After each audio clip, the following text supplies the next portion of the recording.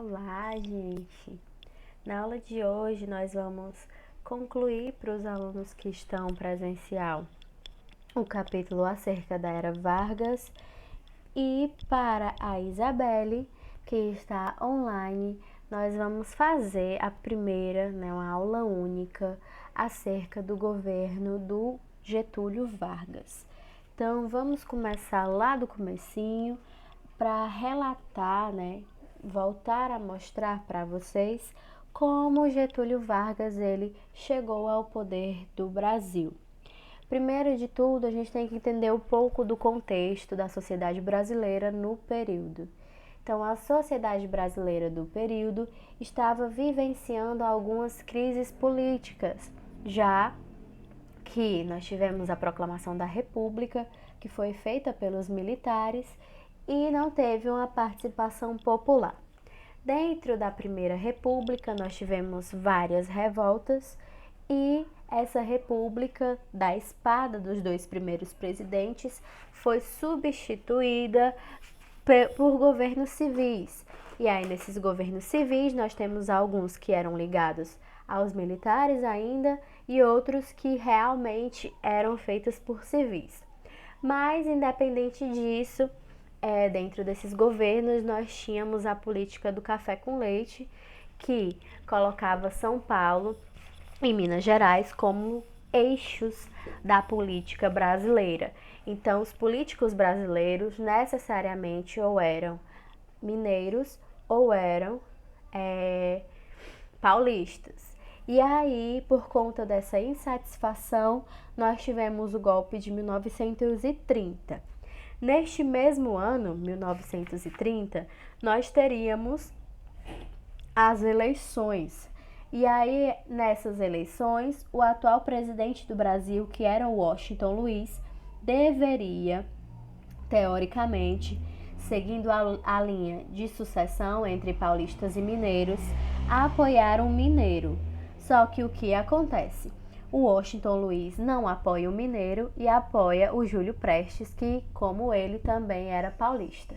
E aí ocorre a quebra da linha sucessória entre mineiros e paulistas e também acaba a política do café com leite. E aí, Minas Gerais, Rio Grande do Sul e Paraíba se juntam para fazer a Aliança Liberal, e a Aliança Liberal ela vai propor a candidatura do Getúlio Vargas como presidente e do João Pessoa como vice representando o estado da Paraíba. O que acontece? Getúlio e também o João Pessoa acabam não sendo eleitos e por vários motivos regionais, o João Pessoa ele é assassinado por um dos seus conterrâneos, que seria o João Dantas, e o Getúlio aproveitou todo esse rebuliço do assassinato do João Pessoa para influenciar as massas contra o governo eleito de Júlio Prestes. E aí, o que acontece? Nesse período, acontece justamente o golpe de 1930, que foi elaborado pelo Getúlio Vargas com a participação, obviamente, de movimentos relacionados ao militarismo, já que o Getúlio Vargas era também um militar. E aí nós temos a primeira fase do governo de Vargas, esse governo que vai de 1930 a 1945, que é o governo provisório, que é a primeira fase do governo dele. Pode ser chamado de governo provisório ou governo de transição. Aí depende muito do autor do livro. No caso do autor do livro de vocês, ele coloca como governo de transição, que é essa parte do governo de 1930 a 1934, certo? Então aí nós temos a primeira fase, o primeiro momento da Era Vargas. O Getúlio, teoricamente, ele ainda não consegue ser um ditador, mas ele já concentra alguns poderes nas suas mãos. Então ele vai decretar algumas leis, e aí por essas leis criadas pelo Getúlio no governo de transição ou governo provisório, nós temos ele pegando o legislativo, o judiciário e o executivo e transformando esses 3 poderes em apenas 2, já que ele vai colocar o executivo e o legislativo na mão dele. Então ele vai controlar esses 2 poderes, tá? Ainda que nós não temos uma Constituição, na verdade, nós temos a Constituição da Primeira República, que muitas pessoas julgavam que era obsoleta, que precisava ser substituída. E aí, dentro desse governo, nós temos o movimento constitucionalista, que é um movimento encabeçado por porcentagens que não concordavam com o Getúlio. Peraí, gente. Que não concordavam com as ideias do Getúlio Vargas, certo? E aí, o que acontece? Nós temos o movimento constitucionalista, que foi um movimento que aconteceu nesse governo provisório que eu falei para vocês. E o que eles queriam, basicamente? Queriam a formação, que o Getúlio redigisse uma nova Constituição brasileira. E aí, o que acontece dentro desse movimento constitucionalista? Ocorre a morte, em 23 de maio de 1932, de 4 estudantes de direito. E aí esse movimento ganha uma sigla baseada no nome desses estudantes, que é a MMDC. E aí nós temos esse movimento pressionando o Getúlio, mas acabou no mesmo ano. E o Getúlio manteve a decisão de convocar uma eleição para que pudesse ser escolhido deputados para fazer essa nova Constituição do Brasil. E aí, antes da Constituição ser feita, o Getúlio lançou alguns códigos eleitorais, né? E aí ele lançou, por exemplo, o código que deixava o voto direto e secreto e com a maior participação da população brasileira. Aí nós temos, por exemplo, a ampliação do voto para as mulheres, que até o momento não votavam. E aí nós temos também a criação, por exemplo, da Justiça Eleitoral, que ela vai visar controlar, de certa forma, essas eleições que acontecem no Brasil. Outra coisa que acontece é a elaboração da CLT, que é basicamente o documento em que vai regularizar a situação do trabalhador brasileiro. E aí nós temos, por exemplo, a abertura dos sindicatos, nós temos também a redução da jornada de trabalho. Outra coisa seria a introdução de ideias que visam um salário digno, e aí nós temos a implantação, por exemplo, do salário mínimo. Nós também temos nessa fase a questão que está relacionada a férias remuneradas e também a descanso semanal remunerado, que é algo que nós vivemos até hoje na sociedade brasileira. E aí, nesse período, nós temos 2 partidos que vão fazer oposição, na sua grande maioria, ao governo de Getúlio. E aí, essas disputas políticas vão se concentrar em 2 partidos diferentes, que é a Ação Integralista Brasileira, que é chamada de AIB, e nós temos também a Aliança Nacional Libertadora, que é a ANL. Então, cada um deles tem uma visão diferente. A e B seria um grupo de extrema-direita, muito parecido com aqueles grupos que a gente viu nos regimes totalitários. E aí, eles têm uma ideologia fascista e também nacionalista. Eles eram chamados de camisas verdes porque usavam uma espécie de fardamento. E aí, esse seria o símbolo deles, esse algo parecido com um uma mistura de E e 3, né? E aí eles gritavam uns para os outros quando se viam Anauê, que seria eu sou seu irmão, aliás, você é meu irmão, em Tupi, que é uma palavra do Tupi, tá? E aí nós temos a ANL, que é a Aliança Nacional Libertadora, é um grupo de extrema esquerda, já vai para o outro lado da moeda. E aí ele tem uma ideologia mais voltada para o comunismo, embora também seja nacionalista. E aí eles resolvem as coisas de um modo diferente, sabe? Cada um deles tem ideias parecidas, como, por exemplo, a crítica ao governo capitalista e também a crítica ao liberalismo, mas tem ideias diferentes de como isso seria resolvido, como essas diferenças e essa preocupação com o capitalismo e o liberalismo seriam resolvidas na prática. E aí nós temos o golpe de Estado, que levou o Getúlio a essa fase realmente ditatorial, e aí, no caso, alguns historiadores não concordam em chamar o Getúlio apenas de ditador a partir de 37, mas a gente tenta colocar ele como ditador apenas de 37 a 45, que é os momentos finais do seu governo.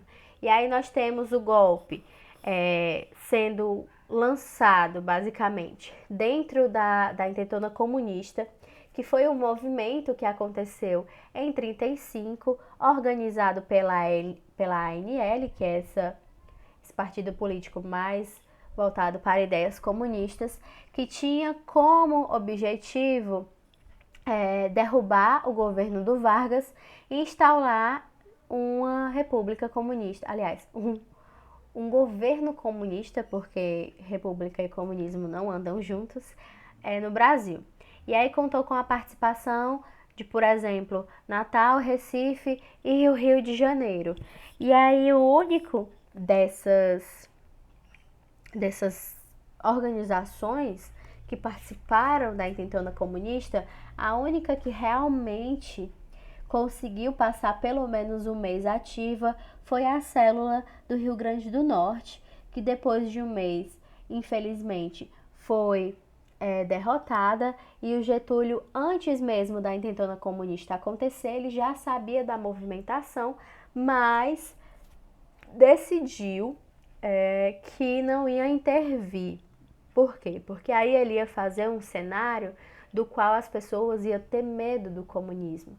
E aí esse medo do comunismo foi usado para a fabricação de um plano que nunca existiu, que é chamado de Plano Cohen, que foi um plano elaborado pelo governo, que dizia que a própria União Soviética ela estava tentando entrar no Brasil para justamente instaurar essa ditadura do proletariado. E aí o Getúlio se juntou com os integralistas da AIB para forjar o Plano Cohen. Então ele chegou com documentos que comprovavam o Plano Cohen, mas na verdade esses documentos foram feitos pelo próprio governo com a ajuda dos integralistas. E aí o Plano Cohen foi usado justamente para dar o golpe de Estado e instaurar o Estado Novo, que é o último período do governo Vargas, e aí nós temos realmente a centralização do poder na figura dele e também o autoritarismo, que é uma característica da ditadura e também dos regimes fascistas que a gente viu nas aulas passadas. Então aqui, por exemplo, o Vargas ele fez o quê, né? Ele criou o Departamento da Imprensa e Propaganda, que é o DIB, que seria uma porcentagem do governo que ia estar fortalecendo a imagem do Vargas e também fortalecendo aquela imagem de que ele era o salvador do povo, algo realmente muito comum nos regimes fascistas, e também ia controlar o que era vinculado na mídia ou não. Ele também criou a Companhia Siderúrgica Nacional, a Companhia do Vale do Rio Doce, que hoje é uma empresa privada, mas antes era uma empresa pública, que era do Estado. E também nós temos a Chesf, que é a Companhia Hidrelétrica do São Francisco, que também foi feita no governo do Getúlio Vargas, nessa fase do Estado Novo. E aí nós temos também o Getúlio fazendo uma nova Constituição, que seria a Constituição de 1937, que é chamada de Constituição Polaca. Por que Constituição Polaca? Porque acreditava-se que essa Constituição não ia realmente servir de nada, era apenas basicamente algo de fachada e que era baseada também nos fundamentos do regime fascista polonês. E aí algumas características do Estado Novo, né? Então, nessa Constituição polaca, nós temos um Estado unitário, autoritário e antiliberal, que também é uma característica, né, o antiliberalismo, tanto dos regimes fascistas, quanto também dos regimes voltados para o comunismo. Então, as características do Estado Novo seriam a ditadura de tendências fascistas, ele não se dizia fascista, como por exemplo Hitler e o Mussolini, porque nós tínhamos o apoio dos Estados Unidos e não ia cair bem para esse apoio. E aí nós temos a censura, a repressão e também o controle dos trabalhadores dentro do Estado Novo. Existia uma legitimação da violência, do uso da força pelo exército e também pela polícia, e a propaganda, que era muito forte nesse período. Então nós temos a perseguição dos comunistas, obviamente, porque, como vocês sabem, eu já falei, para um regime de caráteres totalitários acontecer, pelo menos nos moldes fascistas, nós temos que ter esse medo do comunismo, a não ser que seja o regime stalinista, que já é comunista, né? Então nós temos o trabalhismo, que aí eu já falei para vocês, que nós temos a CLT e também o controle dos sindicatos, e aí o Getúlio vai se mostrar que ele é líder benevolente, consolidando a CLT, e aí nós temos também a nacionalização de algumas empresas, que é aquelas que eu falei, que foram criadas pelo Estado. E nós temos a política da boa vizinhança, que seria a neutralidade, entre aspas, do Brasil na Segunda Guerra Mundial. E isso aconteceu só por um período, tá? Por que só por um período? Porque os Estados Unidos pediu para que o Brasil entrasse no conflito, né? Escolhesse um lado, não dava para ficar neutro na Segunda Guerra Mundial. E aí, sobre a influência dos norte-americanos, o Brasil, mesmo com tendências fascistas que se assemelhavam à Alemanha e à Itália, que eram fascistas no período, entrou no conflito contra o eixo, que seria a Alemanha, a Itália e o Japão. E aí, o que acontece? O Getúlio, por conta das pressões que envolviam os Estados Unidos, ele decidiu fazer uma abertura política, né? Então tem aí nesse período também a volta dos partidos políticos. E aí nós temos, por exemplo, a criação do PSB, que é o Partido Social Democrata, do PCB, que é o Partido Comunista Brasileiro, que hoje seria PCdoB, é um dos partidos mais perseguidos dentro da história partidária brasileira. Nós temos o PTB, que depois se tornaria, por exemplo, o PT, que é o Partido Trabalhista Brasileiro, e a UNE, que é a UDN, na verdade, que é a União Democrática Nacional, que é conservadora e que é chamada, na sua grande maioria, de entreguista. Por que integrista? Porque eles tinham o capital estrangeiro ao seu favor e também achavam que o Brasil só ia conseguir subir no grau de desenvolvimento como país se aceitasse a ajuda e o incentivo financeiro de países como os Estados Unidos, por exemplo. Então, infelizmente ou felizmente para o período, o Getúlio ele sofreu muitas pressões para se retirar do governo, e aí ele foi cassado, e aí eclodiu nesse período o movimento queremista, que dizem alguns historiadores que não foi um movimento real, foi um movimento também forjado pelo Getúlio, que era um fenômeno ligado ao povo mais pobre, que queria a permanência do Getúlio no poder, mas que também queria uma nova Constituição. Mas alguns historiadores acreditavam que o queremismo foi algo criado pelo Getúlio para tentar permanecer no poder, mas isso não aconteceu, e posteriormente nós temos a instauração do governo do Dutra, que foi apoiado pelo Getúlio, e o Getúlio dizia, né, muitas vezes, que apoiava o Dutra para ver, né, qual seria a sua possibilidade de eleição em outro momento. E aí nós temos depois, mas aí já é no movimento populista do Brasil, a entrada do Getúlio, escolhido pelo povo, que fica de 1950 até 1954, se eu não me engano, ele ia ficar até 55, mas como se suicidou antes, não cumpriu o seu mandato inteiro.